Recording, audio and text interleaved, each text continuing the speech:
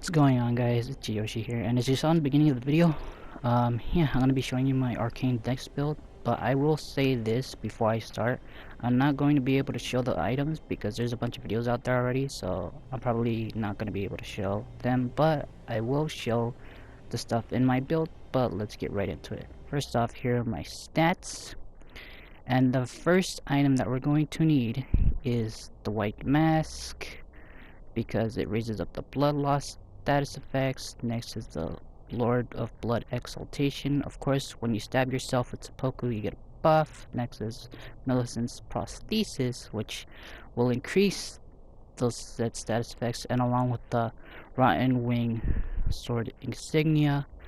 Last charm is pretty much up to you. It's whatever you want to put it. But yeah, let's move on to the next stuff.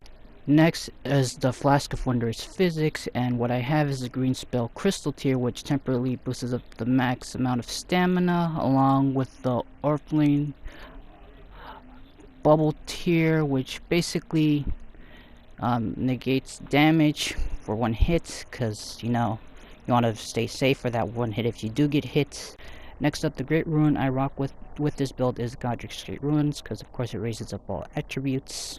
Okay, for the next part, this is mostly for PvP players if you really want some pretty good defense, but what you're going to want to need is the Veteran's Armor top piece, Veteran's Trousers, and the Dung Gauntlets, and of course the White Mask to get that blood loss build up damage and stuff. But this is for those PvP players out there. But if you're not into PvP, you could pretty much rock with whatever you want. That's just my preference for PvP. Now, before we move on to the last weapon I want to reveal, I did do some testings, but I forgot to put in the Rivers of Blood footage. But I'll say this: I feel like Rivers of Blood doesn't do that much blood loss build-up compared to the other two weapons. But either way, I find this weapon to be better. And the weapon that I feel that's actually way more better is the Scavenger's Curved Sword. The reason why I find this better is because I tested this so many times with my friend, and it was insane to see how much damage it does and how many hits it takes for the blood loss proc. And apparently, from what I tested, is that in order for you to get that first blood loss buildup, it's just one hit. And then once you get that first blood loss buildup, you have to do 2 more hits to make the second blood loss buildup to activate, and it repeats itself.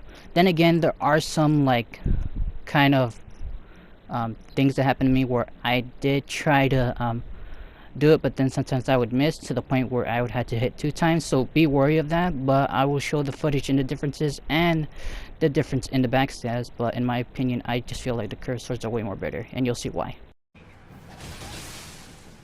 Now, as you can see here, of course the curved swords did less damage, but on the plus side, you do get that first hit blood loss, which is pretty interesting. But now time to move on to the katanas. Okay. Now, as you can see, these are the katanas. Yes, they do more damage, but you have to do 2 hits in order for the blood loss build up to proc. But yeah, and just seems kind of weird on how both of these weapons work differently. Meanwhile, like, yeah, it's the exact same thing, but there's a difference for when the blood loss procs, which is quite interesting. But anyways, here are going to be the backstabs.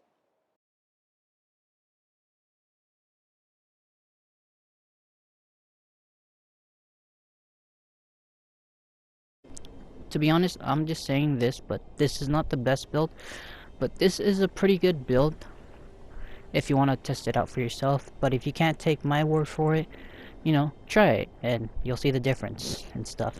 But yeah, but I will say this: play however you want, however you feel like. I'm just showing this video because of what I discovered while using curved swords, and this build actually helped me out in the long run throughout the entire game. And it's actually a pretty fun build to use, especially for when you get that first blood loss buildup from that first hit, which is actually pretty fun to pull off, and it's pretty amazing. But it is not the best build. It is a viable build though, if you want to try it out for yourself. Like I said, if you can't take my word for it. try it. But this video is just here showcasing this build that I had, and it is pretty fun. Like, yeah, there are some downsides to this build. It's like, it doesn't do that much damage, but you trade in for speed and a lot more blood loss, which is interesting, to say the least. But anyways, I'll see you guys next time. Peace!